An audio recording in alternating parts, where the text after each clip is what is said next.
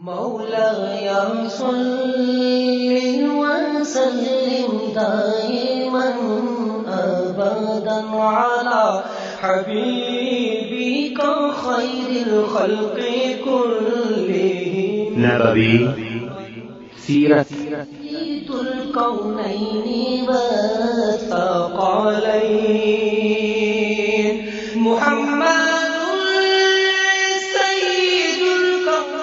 په دې خبرونه کې به تاسو ته د رسول الله صلی الله علیه وسلم د ژوند حالات په تفصیل سره وړاندې شي.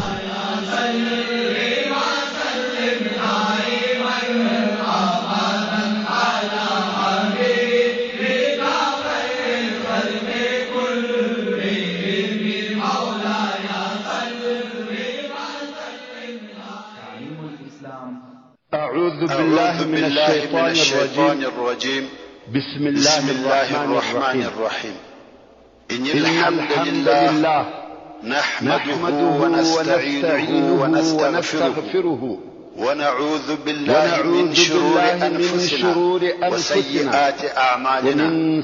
من يهده الله فلا مضل له ومن يضلل فلا هادي له وأشهد أن لا إله إلا الله وحده لا شريك له وأشهد أن محمدا عبده ورسوله صلى الله عليه وآله وصحبه وسلم تسليما كثيرا. أما بعد، اسماء رضي الله تعالى عنها وايي كم وقت رسول الله صلى الله عليه واله وسلم كم وقت مشرکان د غار ثور څخه ولاړی مشتدا نو معلومه چې صلى الله عليه واله وسلم چیرې د څلور کفارو سره ترڅو چې د پیرانانو څخه یو نفر او مسلمانانو ته ونارک د کښتې آیا پتاسې کې محمد ذکر شوی بیتونه یې رسول الله صلى الله عليه واله وسلم وفرمایل جواب مو ابو سفیان بیان کړ آیا پتاسې کې ابو بکر د مکه مکرمه صلى الله عليه وآله وسلم وفرمایل جواب رضي الله تعالى عنها سفيان بیان وقت مش آیا پتاسې کې عمر ستا مش پوز رسول الله صلى الله عليه وآله وسلم جواب ورکول څخه منع ابو سفیان د بچا پښتنه وکړه فقط رسول الله صلى الله عليه وآله وسلم د مدینه منورې په دې پوهېده چې د اسلام قیام په دغه درونه پر سره په مخه ابو سفیان و کداغه کسان ویل سوي وي نور د الله صلی الله علیه و سلم او ابو بکر ځکه په تاسو کې نور شان او شوکت په قریش هغه اعلان فاروق رضی الله تعالی عنه نور صبر نه کوي کولای چې رسول الله صلی الله علیه و سلم سره مخامخ سو او د الله دشمنه هغه کسان چې تا یاد کړ قوم ټول ژوند دي الله عز وجل هغه کسان پېښول چې ته په خپل کې د ابو سفیان ور د مخزنونه پر تاسو د وجل کسانو چې د امن او سلامتیا پاچا دا داسې کار دی چې نه ما چې دنیا د عدل او انصاف نه په خپایم سبحان ابو سفیان د نصر او برنا را وکړه کفار په دې جنگ کې د کفارو په کامیابی فخر او غرور کوي په ډېر لوړ اواز یې ناره کړه هم نن ورځ د اجداء العیاذ بالله هغه د قریش او هغه وخت خلقو نو دا ویل اعلان کاوه چې د امن او سلامتیا پاچا وفرمایل چې دنیا د عدل او انصاف تک دوی ویل څورته وایو رسول الله صلی الله علیه و آله وسلم وفرمایل بلکې الله اعلى واجل عليه واله وسلم الله جل جلاله ارهاب تهمت او تور پروايي عمر فاروق رضي الله تعالى عنه ذلك الله اعلى واجل بیا ابو سفیان مش عزال رسول الله صلى الله عليه وسلم زبير رضي الله تعالى عنه په مخاطب چې د مسلمان تجارت مشرکان د دبرو په هغه بتانو فخر او غرور کوي چې دوی په خپل لاسو جوړ کړی رسول الله صلی الله علیه و آله وسلم وفرمایل آیا جواب نور کوي دوی ول څوت ویل وواست الله مولانا ولا مولا لكم يعني الله عز وجل زموږ دوست او مالک دی او تاسو د دوست او مالک خبر راغلی چې رسول الله صلی الله علیه و آله وسلم هجرت را کړی الله مولانا ولا مولا لكم صلی الله علیه و آله وسلم ابو سفیان د بدر د ورځې په بدل کې او جنگ د مدینه منورې مسلمانان کله وحده کله څه یعنی کله تاسو کامیاب یاست کله صلی الله علیه و آله وسلم عمر فاروق رضی الله تعالی عنه تاسو زموږ سره نصیب برابر یدل زموږ مړي په جنت کې او تاسو مړي په اور کې دلته بالکل حال شو توجه دي چې کله مسلمانان او کفار کله نشي سره برابر یدل مسلمانانو وجل کسان جنت ته ځي او د کفارو د هر ابدي اور ټول مسلمانانو سره رسول الله صلی الله علیه و آله وسلم ته یو ارمان سره وتی رسول الله صلی الله علیه و آله وسلم وفرمایي رسول الله صلی الله علیه و آله وسلم مقام عمر رضی الله تعالی عنه ورغ عزت ابو سفیان ورته یا عمر الله سره قسم کوم چې موږ محمد صلی الله علیه و آله وسلم د مسلمانانو په زړه کې عمر رضی الله تعالی عنه ول یا راوتلو کې والله لو معنا پر او هغه دغه اوس چې رسول الله صلی الله علیه و آله وسلم ابو سفیان ول تو ما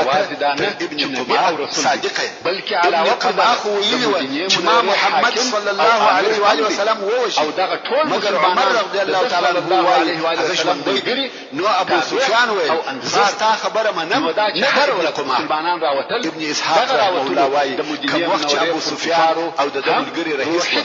نو یې نارکله زموږ او تاسو وعده پراتونکو کال کې په بدر کې ټول مدینه منورې ته رسول الله صلی الله علیه و آله وسلم رسول الله صلی الله علیه و آله وسلم د خپل اصحاب څخه ویل حاطو ورته وای راوتل دغه او هغه ځای مکرمه څخه تاسو په مابین کې وعده او موعد رسول الله صلی الله علیه و آله رسول الله صلی الله علیه و آله وسلم وحضرت علی رضی الله تعالی عنه د مکه مکرمه ولایت کسور کوم وخت چې په مابین چې دوی چې او ګرمي به ډېر شدید بیرته په آسان کوشش کړی و او پر خوشانو سپاره و نو دوی مکه مکرمه ته ځي د سوار لسم کال پر آسان سپاره و اول د میاشتې دغه څه سره دیول نو د مدینه منورې اراده او زما د قسم په هغه ذات چې زما نفس د هغه قدرت کې دی چې د مدینه منورې اراده و زبه هلته ورسم او هلته به جنگ سره مدینه منورې ته راوړم علي رضی الله تعالی عنه وايي زه په مشرکانو معلومه وتم چې د رسول الله صلی الله علیه و آله وسلم هجرت د محرم د آسان غوښه کړو او دوی پر خوشاله سپاره مخ پر مکه مکرمه د کال شروع بلل کیږي دا بحث په دغه حصه کې باید د احد د وجلسو کسانو په حساب یا شهیدانو او زخمیانو یو څه متفرقه کیسې ته بیان د ربيع الاول ابن ثابت رضی الله تعالی عنه وایي کوم وخت چې قریش د میدان جنگ څخه ولاړ او مسلمانانو دا موقع پیدا کړ چې په خپل وجلسو کسانو او زخمیانو پسې وګوري نو رسول الله صلی الله علیه و وسلم او ابو بکر الصدیق رضی الله تعالی عنه ابن ربيعه رضی الله تعالی عنه پسې وګوري او مدینه منوره خلق کدي سعد ولدي اسماء د طرف سلام او دعا او صلی الله علیه و آله رسول الله صلی الله علیه و آله وسلم وایي صحه دې ما پښنسو زید بن ثابت رضی الله تعالی عنه وایي صلی الله علیه و آله وسلم په وجلسو کسانو کې ګرځیدم چې سعد ابن ربيعه می په داسې حال کې ولیدي چې د ژوند اخري ساوي او یا ځای زخمی سوی ځینې زخمونه د تورو ځینې د نیزو او ځینې د غشو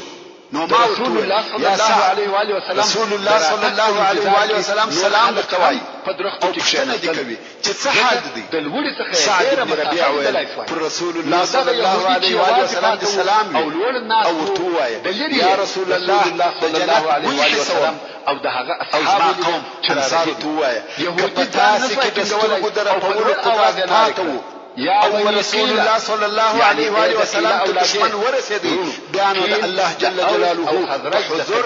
عذر نه لري او په دغه وخت کې او دغه قبیلو ته د بدن جلاله خزرج نه ویل هل په زخمیانو کې یو نفر چې نوم یې عمرو بن ثابت یا بني قیل سیرم ورته جدکم دغه سیرم کافر مخکې چې په مسلمانانو هر وخت اسلام پر ارزاوه د به انکار او اوس په زخمیانو کې پروتي او د ژوند الله صلی الله علیه و آله وسلم مسلمانانو یو د بل سره وویل دغه شیرم څنګه راغلی دي هغه مسلمانان اسلام څخه منکر وو په دلوار یا اصلحه راوړل پښتنه وکړه او په لوړ د قومیت په سبب راغلی کړي و اسلام ته رجوع کړي ده د تکفیر ناره بلکې اسلام ته رجوع کړي ده واوریدل سوی پر الله او رسول الله می ایمان راوړي الله علیه و او بیا د رسول الله صلی الله علیه و سلم په ملګرتیا جنگ وکړي تر رسول الله صلی الله علیه و سلم د لیدلو او په دغه وخت کې وفات راووته صحابه کرام د حال ورسول الله صلی الله علیه و سلم رسول الله صلی الله علیه و سلم وفرمایل د اهل جنت او شراغلی ورته ابو هريره رضی الله تعالی عنه وايي چې دغه سیدنا علیه و سلم الله جل جلاله د پاره یو المنځ هم نو کړل دا مسلمانان په ځخنانو کې قزمان پیغام نمبر آیات کې فرمایي قزمان چې د پهلوانانو او قهرمانانو غوندي جنگ کړي وصالح المؤمنين ويأتنا پر مشرکان وجلو ستاسي په یاد وي چې درې نفر یعنی بشکه د بیرغ پورته کوونکي ووژل دغه نبی کومه کوونکی په داسې حال کې پروت دی چې زخمو د کار ایستلی او صالح مسلمانانو د بني ظفر و کورته یو مسلمانانو د جنت زیری ورکول عروه ابن زبیر رضی الله تعالی عنه شهید هم مسلمانان رسول الله صلی الله علیه و سلم جنگ نه کړی مگر د قوم په خاطر رسول الله صلی الله علیه و قومیت حساب نه وای ما به جنگ نه وای کړی کوم وخت چې د زخمو د درد څخه تکلیف سو نو یزان په خپل اول کوم وخت چې بدغه قزمان د رسول الله صلی الله علیه و سلم ډیرو مسلمانانو رسول الله صلی الله علیه و سلم په فرمایل چې هغه د اپرنار څخه نه پیژني ورونو دا د هغه مجاهدینو مسور معلومه نتیجه ده کم یو او ځای اول صلی الله علیه و سلم اعلان کلمت الله ابو بکر صدیق د بل هر مقصد د پاره عمر هم مثلا د قومیت ځکه ابو بکر صدیق رضی الله تعالی عنه تر رسول الله صلی الله علیه و سلم عمر د بکاله ثعلبه د يهودو څخه یو نفر په وجل څو کسانو کې کول چې کم یو مخیرق الله مخیرق یهودی او په یهودو کې عالم هم ابو بکر رسول الله صلی الله علیه و سلم رسول الله صلی الله علیه و سلم د جمعې په ورځ د جمعې تر منځ وروسته خلق پوسټ یا د مازیګر چې دا رسول الله صلی الله علیه و سلم او دغه په سهار کې چې د شنبه ورځ و جنگ پیښ الله جل جلاله په دغه ورځ د مخیرق رسول الله صلی الله علیه و سلم او د شنبه په ورځ په یهودو کې ژغ وکړي والله تاسو شپوهیږي چې د مدینه هغه نبی دی چې تاسو د تورات کې ذکر شوی دی او د علیه الصلاۃ والسلام کومک مسلمانان لازم پر رسول الله صلی الله علیه و آله وسلم صلی الله علیه و آله وسلم په ملګرتیا جنگ وکړ يهودو بهانه او الله صلی الله علیه و آله په قبا هیڅ چې نن شنبه او د شنبه په ورځ الله جل جلاله او موږ جنگ حرام کړی علیه و آله وسلم مخیرق وي اوس تاسو ته شنبه نسته تاسو په دغه بهانه غواړي چې نبی یوازې جنگ وکړي او تاسو ناست یاست نو د خپل دغه سره واخیسته او کزه ووجل شم زما مال او محمد دی چې په اسلام کې کوي د خوښه ده نو د یوازې رئیس رسول الله صلی الله علیه و سلم چې اول کار په مدینه منوره کې کړی شهید هغه د مسجد جوړول رسول الله صلی الله علیه و سلم و فرمایل کته غواړي چې داسې جنتی ته وګوري مسجد یوازې د الله جل جلاله ته یو المسلم کړه هر شي او هر کار مرکز سبحان الله مسجد د ژوند یو المسلم کړي مسلمان د جنگ او جهاد لپاره د لشکر د مسلمانانو چاته چې د الله جل جلاله د جنت اراده دغه سی او تاسو اجتماعات مرکز رسول الله صلی الله علیه و سلم فرمایي جنت وتاته ستاده چوټي تر باندې نږدې مسلمانانو د پاره عام او ما او تاسو یو څه حرکت واجب د هغه د جوړولو اعمالو کې او د دغه د څه اراده ولرو الله جل جلاله دې او تاسو هر څه د مخه د شهیدانو د جملې څخه یو هم عمرو بن جموع رضی الله تعالی عنه الله عز وجل په سوره التوبه کوم رسول الله صلی الله علیه و آله وسلم دغه مسجد په جنگ آمادګی نیول ده هم ته ټول نیت وکړي اولادو ورتول من اول يوم معذوره الله جل جلاله تاسو جنگ او جهاد ثابت کړی دي يحبون ان يتطهروا د ویل زواه چې په دغه وډه په جنت ته داخل سم يعني رسول الله صلی الله علیه و آله وسلم څخه د جنگ کولو اجازه وغوښته او رسول الله صلی الله علیه و آله وسلم د وټول اجازه ورکړه او په دغه جنگ کې شهید دي چې په هغه کې د وخت چې د ورځ شهیدان راټول او سره یو ځای شو رسول الله صلی الله علیه و آله وسلم ورته ودرېدی او یې فرمایي او نجاستو څخه وساتي. زه پر دغو کسانو شاهد یم او هیڅ داسې زخم نشته چې د الله جل جلاله په لار کې د زخم سید مگر الله عز وجل د قیامت په ورځ راپورته کوي صلی الله علیه و آله وسلم د زخم څخه ویني بهیږي داسې ویني چې رنگ به د وینو وي او بوی به د مشکو رسول الله صلی الله علیه و آله وسلم ځینو مسلمانانو خپل شهیدان مدینه منورې ته وړل چې هلته شنبه او پنځه هر یو خپل قریب اخیستی اوړي رسول الله صلی الله علیه و آله وسلم امر وکي کچا د مسلمانانو د شهیدانو څخه یو څوک وړي وي ژوند او د هستوګنی کارونه شهیدان دلته او خپل شهادت پر ځای شخص د هغه مهاجرو مسلمانانو ژوند چې فقط زري او اسلحه ځنی استکی او وخت په قبال کې رسول الله صلی الله علیه و آله ابن عبد الله د عمم د جمعې ورور شهیدان سوي نجات نو دې پر الله صلی الله علیه و آله وسلم ما ماګان حال ولېږي او د هغه د ورور جسدونه او تر سره راغله چې مدینه منورې ته یوسف صلی الله علیه و آله دا فلار کې و چې رسول الله صلی الله علیه و آله وسلم امر دا حال کې سپور سو هغه دوه کړه راوړل او د مسلمانانو د شهیدانو سره په احد کې د مدینه منورې پر طرف مسلمانانو شهیدان دوه یادرین پر په یو قبر کې شخول رسول الله صلی الله علیه و آله وسلم په پښتنه کول د جمعې کوم یو د قران مجید په یاد او اول هغه څو هر یو چې په اشاره وشوي په لحد کې به هغه د قبله و طرفه د الانصاري رضی الله تعالی عنه فر به په یو کال کې سره ځای کول یعنی کبر خو نور کول کېدی مگر هغه سربېره په ټویا چادر چې په اچاوه دوه نفر به په یو چادر کې کول دا د مسلمانانو د غریبي او مسکنه علماء وایي او چې رسول الله صلی الله علیه و آله وسلم و فرمایي چې د قیامت پر ورځ صفر دغه خلق شاهد مگر دا صحیح دی عبد الله ابن عامر ابن حرام د جابر رضی الله تعالی عنه او عامر ابن جموح په یو قبر کې شخ کړل نو دا دلیل دی ژوند کې حالت د دوی په مابین کې دوستي او محبت او حالت د شهیدانو د راټولولو په وخت کې حنظله رضی الله تعالی عنه جسد ورکو مقصد پس د ګرځېدلو او هټولو هلته ګوښه د جسد پیدا کړي رسول الله صلی الله علیه و آله وسلم تر هجرت د مخه د اسعد ابن زراره رسول الله صلی الله علیه و آله وسلم او اصحاب کرام ته وویل چې ملائکه ودته غسل رسول الله صلی الله علیه و آله وسلم چې تاسو د شنه څخه پوښتنه وکړئ چې د طرف رهدي او د سالم ابن عوف خبر ورکوه نو ځکه وحنظله رضی الله تعالی عنه غسیل الملائکه صلی الله علیه و آله یعنی هغه ته د جمعې ملائکه غسل ورکړي امر وکړي رسول الله صلی الله علیه و آله وسلم چې د سیدنا حمزه رضی الله تعالی عنه د جمعې شهادت خبر او خپل اکا او رضعی ورور ولیدي چې وجل سوی رسول الله او غزونه الله علیه و آله وسلم ناس یې سوی دي او امام پر ځای اولینه خطبه ده داسې منظر او مشهد دي چې په هر اندازه سره انسان فکر کوي تر هغه هم غمجن حالت اسلام کې د رسول الله صلی الله علیه و آله وسلم دغه حال په لیدل سره چې په دیار کې د بنی سالم ابن عوف یو رسول الله صلی الله علیه و آله وسلم عمه صفیه رضی الله تعالی عنها راغله غواړي چې خپل ورور حمزه رضی الله تعالی عنه رسول الله صلی الله علیه و آله وسلم د دې زوی زبیر رضی الله تعالی عنه امر کوي مدینه رسول صلی الله علیه و آله وسلم سره د دې څخه وګرځول شي چې خپل ورور پر ډول مدینه منوره ویل کیږي ولې می د ورور د لیدلو څخه منع کوي زه خبره شوم چې زما د ورور خان او غوښنه یې ورکړي دي او دا هم د الله جل جلاله په لار کې صلی الله علیه و آله وسلم کار نور مدینه منوره ته مگر زه د دې کار د مدینه منوره کورونه الله جل جلاله خوشالي په خندا او ان شاء الله صبر وکم او د انصار او جنو او خلقانو د رسول الله صلی الله علیه و آله وسلم الله و انا الیه راجعون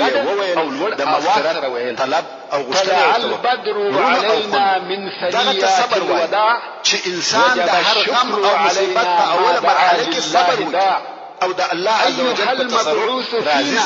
جئت بالامر المحقق د خپل په وسیله سلام مدینه راضي کیږي مرحبا پواسه څنګه نو وای صبر میکړي خو اصلي صبر هغه دی چې د غم او مصیبت د پیښېدلو سره یو ځای وای چې د الله عز وجل په قضا خوش او راضي هو په پټه خوله او بې له شکایته ژړا دا انساني رحم او عاطفه ده د هغه څخه شرعي منع هم نشته خو شکایت او په لوړ اواز سره ژړا منع او ګناه ده نو رسول الله صلی الله علیه و آله وسلم امر وکړي چې حمزه رضی الله تعالی عنه دې د عبد الله ابن جحش رضی الله تعالی عنه سره یو ځای شخ کړي ځکه عبد الله ابن جحش رضی الله تعالی عنه د حمزه رضی الله تعالی عنه د خور زوی او رضعي ورور عبد الله ابن مسعود رضی الله تعالی عنه وایي هیڅ کله موږ د رسول الله صلی الله علیه و آله وسلم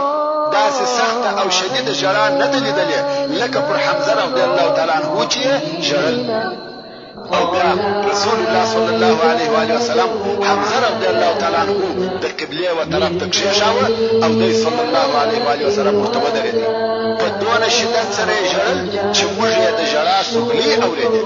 رسول الله صلی الله علیه و آله وسلم پر خپل اکا حمزه ابن عبد المطلب په ډېره شدیده ژړا ژړل او ویې فرمایل والله زما په ژوند تر دغه سخت او غمجن حال نه دی راته پېښ شوی ورونو او خویندو د احد د شهیدانو منظر او مشهد د لیدونکو دپاره ډېر غمجن او زړه دردونکی و په لیدلو سره یې اینې خوډینېدلې خباب رضی الله تعالی عنه وایي د حمزه رضی الله تعالی عنه دپاره کفن یا د بدن د پټولو دپاره بې له یوه کوچني پټو څخه بل شی نه و موجود چې پر سر به یې ور واچاوه پښې به یې لڅې سوې چې پر پښو به یې ور واچاوه سر به یې لڅ نو هغه کوچنی پټو یې پر سر ور واچاوه او د پښو د پټولو دپاره یې پر پښو واښه ور واچول عبدالرحمن ابن عوف رضی الله تعالی عنه وایي مصعب ابن عمیر رضی الله تعالی عنه چې تر ما ښه او بهتر و ووژل سو او په داسې یو پټو کې کفن کړه سو چې سر به یې ور پټ کړي پښې به یې لڅې سوې او چې پښې به یې ور پټې کړې سر به یې لڅ سو خباب رضی الله تعالی عنه وایي چې بیا نو رسول الله صلی الله علیه و آله وسلم راته وویل چې سر یې ور پټ کړي او پر پښو یې واښه ور واچوي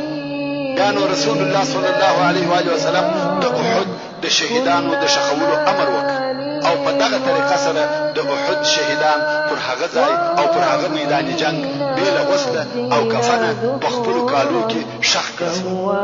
امام احمد رحمه الله روایت کوي او وایي کوم وخت چې د احد په ورځ مشرکان د میدان جنگ څخه ولاړل رسول الله صلی الله علیه و آله وسلم وفرمایل سم او برابر ودرېږئ چې زه د خپل رب عز وجل حمد او ثنا ووایم اصحاب کرام هم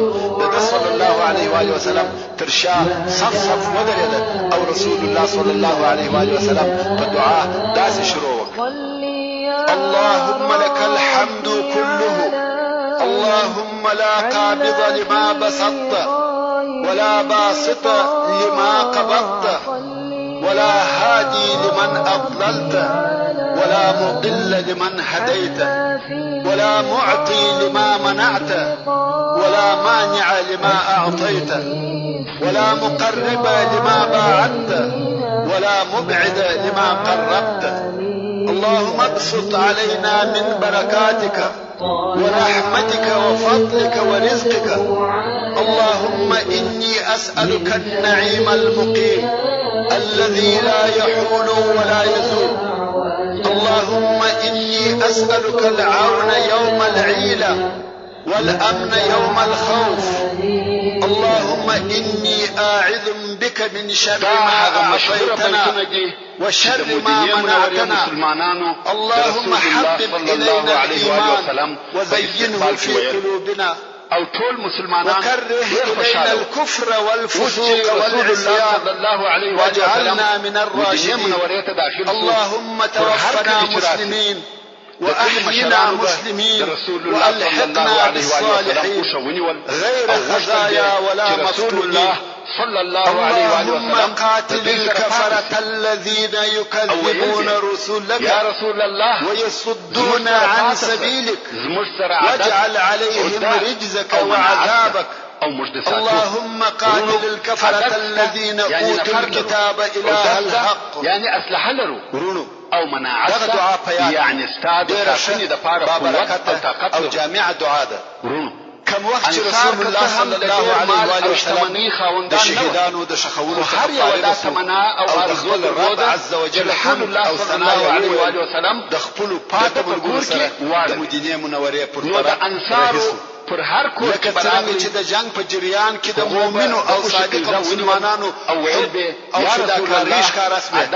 د غرنګ پلا او مدینه منوره کې مگر رسول الله صلی الله علیه و سلم شوزل او فداکاري ښکار د مقصد ځای ته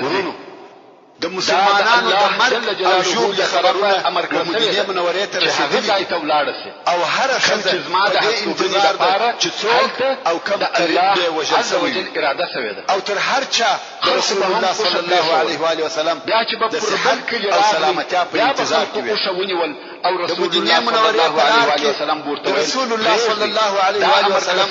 او مسلمانانو په مخه حمله بنت جحش رضی الله تعالی عنها ورغله نه تکته مجبور کول او عبد الله ابن جحش رضی الله تعالی عنه د وجل کېدو خبر ورته وویل چې براغله خلق په مشته چې کوشونی مگر رسول الله صلی الله علیه و آله وسلم او دغه د پاره د مغفرت دعا ترڅو چې د ماما حمزه ابن عبد المطلب رضی الله تعالی عنه د وجل کېدو خبر ورته وویل او دام ځکه بیا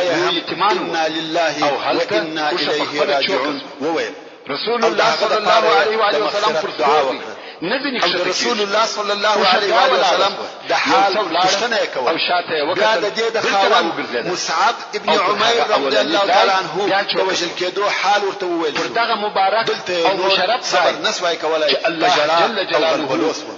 د رسول الله صلی الله علیه و آله وسلم فرمایي بشکه رسول الله صلی الله علیه و سلم په درجه او مقام کې دی چې دا منطقه رسول الله صلی الله علیه و آله وسلم د ماماګان د بنی نجار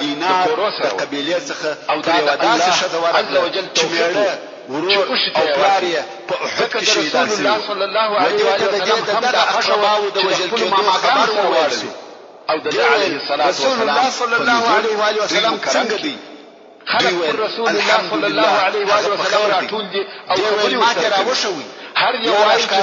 چې زه ووینم خو ابو ایوب انصار صلی الله علیه و سلم په طرف اشاره وکړه چې هغه الله صلی الله علیه و سلم رسول الله صلی الله علیه و سلم ولیدي او یې څه نه نیستی سبحان الله رسول الله صلی الله علیه و سلم وکړه چې ما سامان چې هر غم کوچنی دی ابو ایوب رضی الله تعالی عنه معاذ رضی الله تعالی عنه د رسول الله صلی الله علیه و سلم طرف پس غستا ورسوي مع سعد بن معاذ رضی الله تعالی عنه چې رسول الله صلی الله علیه و سلم رسول الله صلی الله علیه و سلم د ابن شرف ویل یا رسول الله ابو ایوب انصار رضی الله تعالی عنه رسول الله صلی الله علیه و سلم وفرمایل مرحبا بها زراره يعني الله تعالی عنه او رسول الله صلی الله علیه و سلم خپل کور ته دا چې ورنږدې شو رسول الله صلی الله علیه و سلم وجهته د دې د رسول الله صلی الله علیه و سلم رضی الله تعالی عنه چې د سعد بن معاذ رضی الله تعالی عنه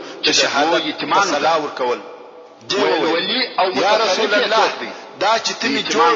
ولیدې رسول الله صلی الله علیه و سلم وفرمایل رسول الله صلی الله علیه و سلم د هغه کسانو وکورنۍ ته دعا وکړه چې په قیامت شهیدان شوی و رسول الله صلی الله علیه و سلم الله تعالی عنه ورته ویل یا ام سعد تا ته زیری دکو او ته د هغه نور کورنۍ ته زیری ورکړه ابو بکر چې د دوی وجل سوي کسان ټول په جنت کې سره رسول الله صلی الله علیه و سلم کورنۍ د پاره شفاعت کړې دي مسجد او شفاعت هم قبول شوی دی په مدینه منوره کې دغه اوسنۍ مسجد الله تعالی عنه یا رسول الله موږ راضي رسول الله صلی الله علیه و سلم اولنۍ مسجد پر دغه ځکه بیا د سعد رضی الله تعالی عنه مور وویل یا رسول الله د شهیدانو وفات کسانو ته دعا وکړه مبارک ترين رسول الله صلی الله علیه و آله وسلم فرمایي الهی د دوی د زړه څخه غم دستکه او د دوی مصیبت په خوشالي او بدل کې او د دوی وفات کسانو ته ښه سرپرست او پالونکی ورکړي او د الله جل جلاله او اراده پر دغه موږ او تاسو باید حکم اسلام د مسجد نبوي د جوړېدو رسول الله صلی الله علیه و آله وسلم چې دغه کسان الله عز وجل دا هغه کسان دي چې پر اسلام او مسلمانیت 3 کاله نه دي تیر شوي په دغه پاک هغه او قرباني مبارک او فداکاري وي د جوړولو او کار دا شروع او اخلاص دي لکه څنګه چې موږ او تاسو چې د زیږیدلو په وخت کې د شهادت کلمې د غوږو کې ویل شوي دي او د مسلمانې مور پاکې شیدې مروړدلې دي څه راته پېښه ده د ابو ایوب رضی الله تعالی عنه او پیسو د پاره دین او ایمان نو رسول الله صلی الله علیه و آله وسلم ته هغه لوړه کوټه همیشنی جنت ځکه ابو ایوب رضی الله تعالی عنه ویل یا رسول الله صلی الله علیه و آله وسلم چې تر تا لوړ و دغه ورځ په ماښام کې چې د شنبه ورځ رسول الله صلی الله علیه و آله وسلم ورته هجرت یا ابا ایوب ما ته خلق راځي کوم وخت چې خپل کور ته ورغلی خپل توره او حضرت فاطمه رضی الله تعالی عنها ته ورته او تلور دغه څخه ویني ایوب رضی الله تعالی عنه والله من یو فار سره وکړ او حضرت علي رضی الله تعالی عنه هم خپل توره او حضرت فاطمه رضی الله تعالی عنها ته ورکړه دې څخه هم د اول ورځې څخه د والله من یو فار سره وکړ رسول الله صلی الله علیه و آله وسلم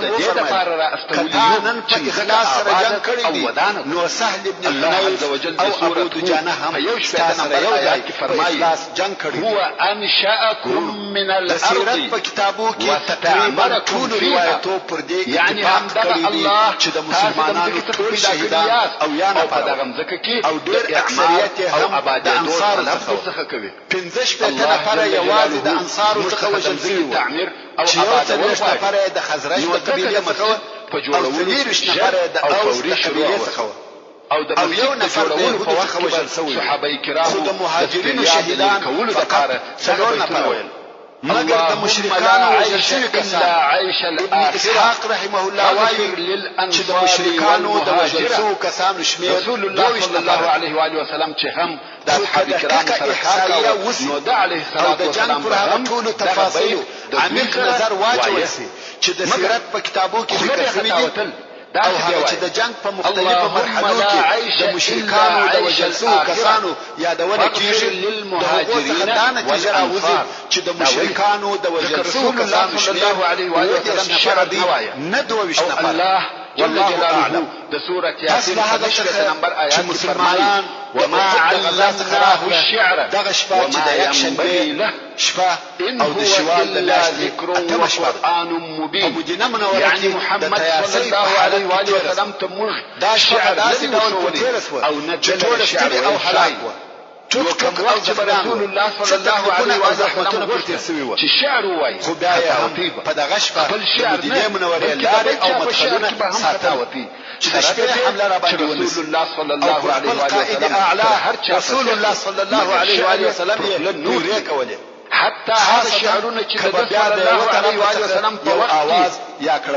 په مشهوره او خلق به رسول الله صلی الله علیه و آله وسلم دغه شپه په فکر کې راوي په دغه حالاتو کې فکر واخلو دا تشویش ورته پیدا شو که مشرکانو د خپل ځانو سره دا فکر وکړي چې موږ شعر په میدان کې کامیاب شو مګر هم دغه کامیابی څخه هیڅ فائدہ او ثمره لاس ته نه نو خامخا پر دغه خپل تګ پښیمانه کیږي رسول الله صلی الله علیه و آله وسلم ته د مدینه منورې د حملې لپاره خپل کار ورسره کاوه نو رسول الله صلی الله علیه و آله وسلم دا تصمیم ونیوي چې صحابه کرام د مشرکانو د لشکر د شړلو لپاره ځکه دا عیب د رسول الله صلی الله علیه و آله وسلم او د شوال اتمه نو په پرون کې د احد جنگ د هغه جنگ وسړیا او ځخنانو ته نو کتل او پورته کول په سحر کې رسول الله صلی الله علیه و سلم ژغ وکړي چې په کفارو پسې دروازه کار چې خلکو ته وهیڅوک نه را سره وځي بل هغه کسانو څخه چې د پرون په جنگ کې صلی الله علیه و وسلم نه غواړي چې منافقین ورسره وځي عبد الله ابن ابي منافق راغلی ویل یا رسول الله زدر سره وزم رسول الله صلی الله علیه و وسلم ویل یا زما سره بل هیڅ نوځي بل هو کسانو څخه چې په وخت کې ګډون کړی رسول الله صلی الله علیه و وسلم د امر سره مطابق مسلمانان سره راټولیږي خپل زخمو او ستریاو ته ونکتل د کفارو د لشکر و ډیروالي ته ونکتل اول سمعا وطاعه يعني ستا امر اورو او اطاعت وکړو. جابر ابن عبد الله رضی الله تعالی عنه هغه چې پلار یې پرون په احد کې شهید شوی و، هغه رسول الله صلی الله علیه و وسلم ته راغی ویل یا رسول الله زما دا خوښه ده چې هر جنگ ته چې ته وځې زه دې ملګری اوس زما پلار زه د پر نور خلیفه پرېږدم، نو ته ماته اجازه راکړه چې زه درسره ولاړ شم. سبحان الله، ځینې خلک د پاتې کېدو دپاره اجازه اخلي، خو جابر بن عبدالله رضی الله تعالی عنه د تلو دپاره اجازه اخلي. د ده علیه الصلاة والسلام د احترام چې هغه د پلار وصیت یې هم عملي کړی و. رسول الله صلی الله علیه وسلم هم د تلو اجازه ورکړه. هغه دا چې د مسلمانانو لښکر ډېر ژر تیار درلودی او رسول الله صلی الله علیه وسلم او مسلمانانو فورا د کفارو په لښکر کې حرکت وکړ چې په خواني کورونه داسې نه وو لکه د نن ورځې کورونه، د جنگ ورځ بلکې د خپلو مشکلاتو سره کورونه وو. پرون تیر امکان و چې دا هغه محمدي کمال دی چې اکمل البشر صلی الله علیه وسلم تکلیف عسکري او مدني ژوند کې رضی الله تعالی عنه وایي او ټول داخلي دشمنان د مدینه منورې منافقان او خارجي دشمنان چې د مکه مکرمه مشرکان وو ټول وبېره. رسول الله صلی الله علیه وسلم ډېر نفر زخمیان هم دي په کوپارو چې شهید او داسې اندازې چې ځینې د زخمو په سبب نه حرکت وکړو په غیږ کې به واخیسته هم به سپاره وکړه. د مسلمانانو په جمله کې چې دوه غوښتنه دا هم وه، هغه چې زخم یې لږ او سپک و هغه به هغه بل ورو بشاوري هم دا د مسلمانانو لښکر وحمراء الاسد ته ورسېدی. ابو ایوب رضی الله تعالی عنه وایي منورې څخه اته میلیونه خواړه تیار کړل او رسول الله صلی الله علیه و آله وسلم یعنی حمراء الاسد کې معبد ابن ابي معبد الخزاعي ورسول الله صلی الله علیه و آله وسلم تراغلی او مسلمان علیه الصلاة والسلام یا مسلمان نسل خو هغه خپل شرک وو. یو خدا د خزاعه قبیله صلی الله علیه و آله وسلم که مسلمانانو که مشرکان چې په درو مال او رسول الله صلی الله علیه و آله وسلم وترکتو دا ځکه چې د خزاعه او بني هاشم په مابین کې بخوانی حلف موجود و. نو معبد ویل یا محمد صلی الله علیه و آله وسلم دا چې ستا په اصحابو کې دغه وژنه پیښه شوه موږ ته ډېره درنه تمامه شوه او موږ په دې خوشحاله کېدلو چې ته کامیابه شوی وای. رسول الله صلی الله علیه و آله وسلم امر کړ چې ابو سفیان ته ورسه او ما او ام ایوب هغه تشویش چې د رسول الله صلی الله علیه و آله وسلم سره کفارو د بیرته راګرځېدو په سبب رسول الله صلی الله علیه و آله وسلم وفای. ځکه کفارو چې پر روحا کې واړو او روحا ته وځای نوم دی او زه د مدینه منورې څخه شپږ د شمېله مناجات کوم. نو کفارو چې پر روحا کې واړول یو بل ملامتي ویل موږ هغه خواړه وخوړ چې تاسو اوس څه ورته وروسته مو بیا د دوی شان او شوکت ورمات علیه وسلم په خورو کې د غصب شاز او هغه د مسلمانانو مشران اوس هم پاتې دي. بیا به خاص تراټول کې او جنگونه به سره کوي. علي ابن ابي طالب رضی الله تعالی عنه د رسول الله صلی الله علیه و آله وسلم خدا معلومه خبره ده چې دغه سطحي فکر او نظر د هغو کسانو د طرفه څخه وو چې دغه دوه ډلو قوت او معنویات په صحیح ډول سره نسوای اندازه کول. ځکه د دوی یو مشر او زعیم صفوان ابن امیه د دوی د نظر مخالفت وکړ او رسول الله صلی الله علیه و آله سره ټول زه بیریږم چې هغه کسان به در باندې راټول کی چې په اول وار کې د احد د جنگ څخه پاتې شوي وو. مکه مکرمه پر شکست ګرځي او ویل زي مکه مکرمه ته امانت اوس د رسول الله صلی الله علیه و آله وسلم ورغلي. زه فکر کوم چې شکست به هغه څخه چې د صفوان په امانت دغه نظر د اکثریت امانتونه تسلیم کړل چا د نظر ونه منه د چا امانت خو نه پاتر پر دې اتفاق وکړي چې الله مدینه منورې ته ځو او حمله وکړو وکفیت د مخه تر دې چې ابو سفیان خپل لشکر د مدینه منورې پر طرف رهي کې معبد ابن معبد الخزاعي ورسره هیڅ ابو سفیان چې د رسول الله صلی الله علیه و سلم سره ولیا معبد او ملګری خبر در سره ستا او سمو دا ورسته معبد رسول الله صلی الله علیه و سلم او روحیات سره شدید جنگ شروع په خوا کې زید بن معنویات ورمات او د رسول الله صلی الله علیه و سلم د اهل بیت څخه محمد صلی الله علیه و آله وسلم په کور کې لوی شوی خپل دون ملګرو کې په تاسو کې راوتلي دي چې ما یې مثل نه دی رسول الله صلی الله علیه و سلم اهل او کورنۍ د سره هغه کسان یو ځای شوي دي چې د احد په ورځ کې مکه مکرمه ته ولاړی او پر رسول الله صلی الله علیه و سلم او هغه کسان په دون قهر او غضب کې و چې ما یې هیڅ کله مثل نه دی الله صلی الله علیه و سلم زوجه او لونی دا فاطمه او ام کلثوم معبد ویل اسامه ابن زید او ام ایمان دي چې تبه دغه ځای څخه نه باسي صلی الله علیه و سلم یو تنجان بو زینب رضی الله تعالی عنها مقدمه د ابي العاص غونډې څخه راوړ په مکه مکرمه کې پاتې ابو سفیان ویل والله موږ د دې اراده کړې و چې دوهم وار بیا حمله وکړو او بالکل یې د بین یو معبد بدر څخه چې دا کار ونه کړي زستا د پاره نصيحت رسول الله صلی الله علیه و سلم دلته نو د مشرکانو د لشکر همت ماغه په حبشه کې نه حضرت عثمان رضی الله تعالی عنہ او سلامتی په دې کې ولیده چې همدارنګه د دوی سره ځان ورسوي عبد الله بن ابي بکر ابو سفیان یو بل روحي او عصبي جنگ د مسلمانانو د لشکر په مقابل کې شروع چې په هغو کې شاید په دغه طریقه سره د مسلمانانو د حمله څخه خلاص عنه هغه دا سم وي چې په دغه وخت کې د عبد القیس مسپرو یو ډله تیرېده چې د مدینې منورې اراده و ابو سفیان و دغه سپرو ته وویل په هغه وخت کې زما یو رساله محمد ته رسوي چې زه د هغه په اول ورغلی کوم وخت چې تاسو مکه ته راسي دغه ستاسو ټول بودگان په دربار کوم نو حضرت عائشه رضی الله تعالی عنها وايي ابو سفیان تاسو د خپل ځان سره محمد ته وویل الله تعالی عنه مدینه منورې ته د لپاره آمادګي ولې مبتلا او ویلي چې موږ به دا محمد او د هغه ملګری ټول د بین یوسف په وخت کې او دا سنوري خبرې ورته وکړي چې مسلمانان د دوی د تعقیبولو څخه منع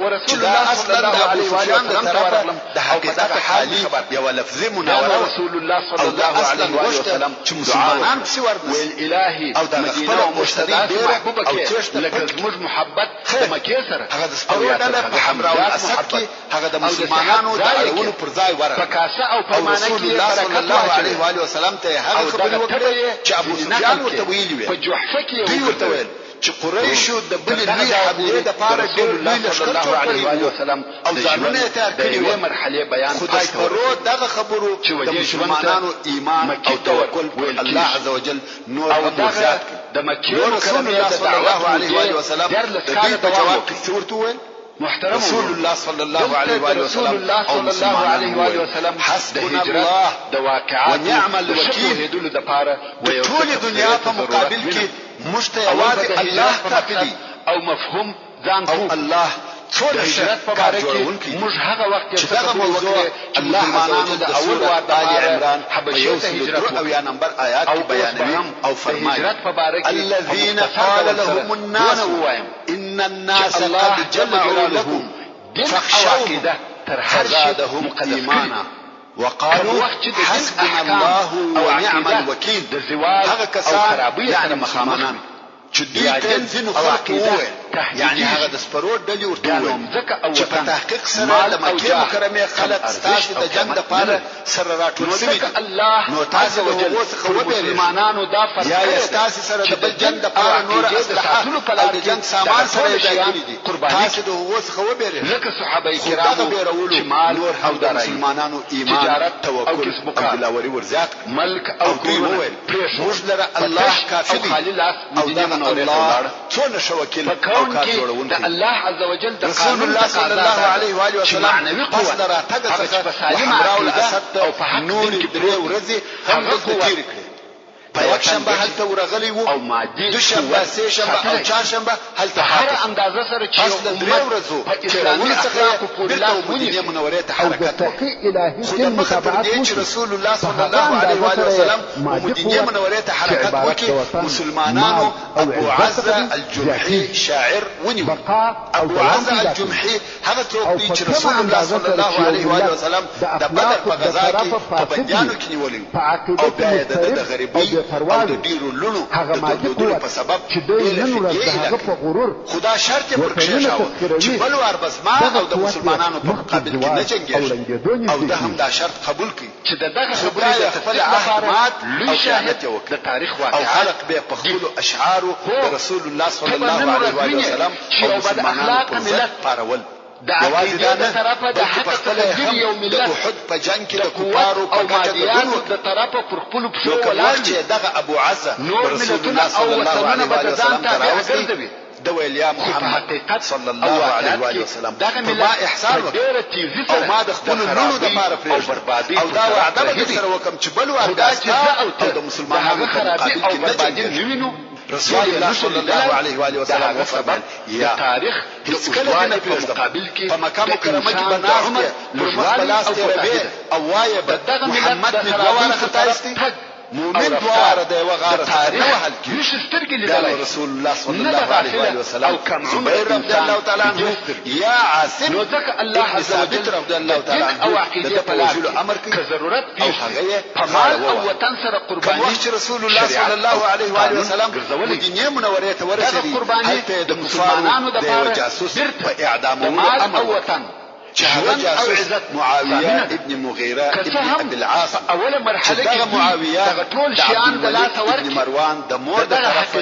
د اثبات د پاره د مکه مکرمه څخه کوم وخت چې د منوره ته رسول الله صلی الله علیه وسلم هجرت هیڅ دغه معاويه په مدینه منوره کې وحضرت عثمان ابن عفان رضی الله تعالی عنه تولى د اکازوی مالونه او عثمان رضی الله تعالی عنه د لپاره رسول الله صلی الله علیه و آله وسلم څخه امان وغوښتي رسول الله صلی الله علیه و آله وسلم هم په دې شرط امان ورکړي چې تر 3 ورځې زیات په مدینه منوره کې نه تیروي او که تر 3 ورځې وروسته د مدینه منوره کې دوی د هغه د ساتلو لپاره وطن پرې چې د مسلمانانو لشکر و حمراء الاسد تولاړي او دغه معاویه تر 3 ورځې زیات په مدینه منوره کې وګرځېدي چې مسلمانانو ته اذانونه ورکول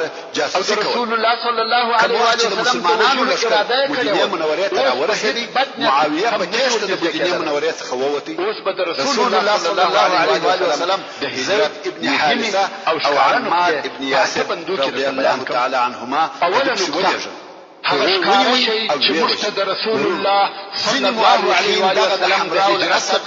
را معلومیږي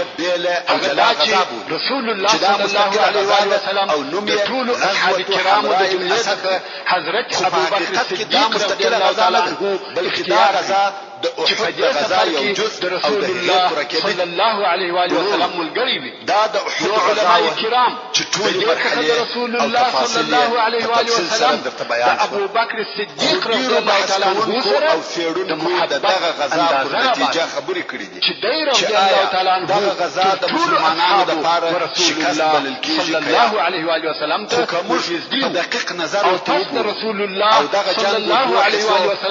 و سلم څخه الله تعالی عنه کې هیڅ خلافت و چې د جنگ په دوهمه صفحه کې عسکري لوړوالی او تفوق د مشرکانو د لشکر نور ډیر شیان کوي او دوی و چې پر میدان رسول الله صلی الله علیه و سلم ارواحو یا انسانانو تلفات د مسلمانانو امامت لپاره ابو بکر رضی الله تعالی عنه خلیفہ او د مسلمانانو یو ډېر تاکید کاوه چې د خلقو د منځ امامت به رضی الله تعالی عنه څخه او د جنگ حالات د مشرکانو په نه په هغه صحیح حدیث کې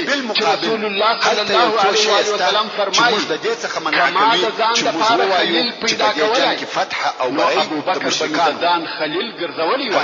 رواه اول د کفارو لشکر دا نه کولای چې د مسلمانانو مرکز احسان سره یا معسكر یا قرارګاه ونیسي دغه امتیاز تسلط لاندې راول ګرځولي محترم ورونو ابو بکر رضی الله تعالی عنه رسول الله صلی الله علیه و آله وسلم په منګرځا شکست بلل کېدلای شي خیا یو نمونه او مثال نو ان شاء الله تعالى رسول الله صلی الله علیه و آله وسلم په منګرځا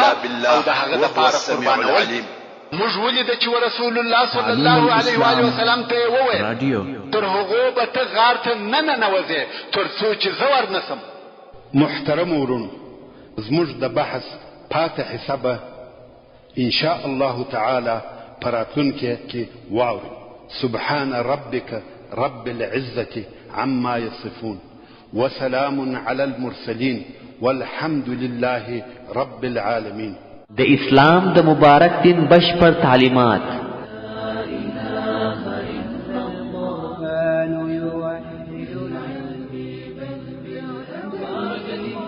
د اسلام د مبارک دین زرینې پلوشې په شیبه اسلامي تعلیمات یوازې د تعلیم اسلام رادیو څخه نبوي احادیث د هلو او خوښیو ترک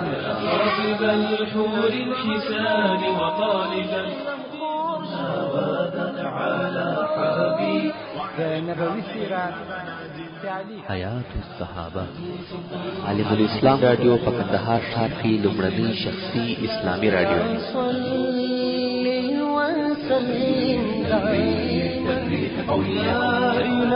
په دې ښکلي او ښایسته کې د ژوند شیبې تېرول عالم الاسلام رادیو